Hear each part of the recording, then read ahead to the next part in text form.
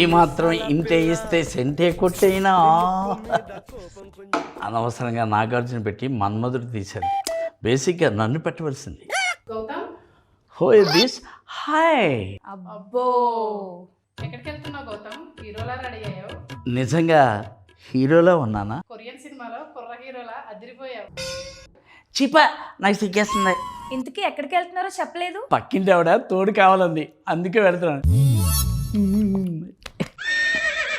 అప్పడాల కల్లా విరిగిపోయేలా కొడుతుంది వెళ్తే. ఎందుకు? ఆవిడ తోడు కావాలనేది పాలలో పక్కలో కాదు. అవునా, నేను అదే పట్టుకుని వెళ్తున్నాను. వెళ్ళండి మీ ఇంకా. అయ్య బాబోయ్, జ్వరం ఉండే చచ్చిపోయేవాడిని. ఆ మాత్రం దానికి ఈ బెళ్ళప్పలు ఎందుకు?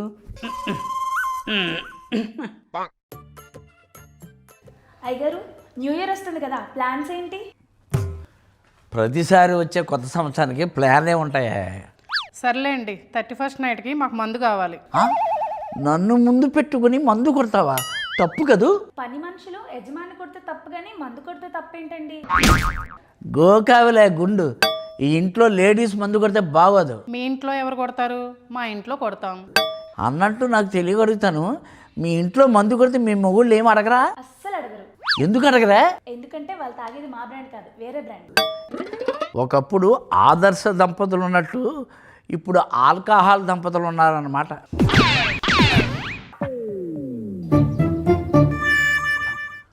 ఊరి అమ్మ బంటి, రక్త పింజీరులు రాయ్ కొట్టేస్తారు.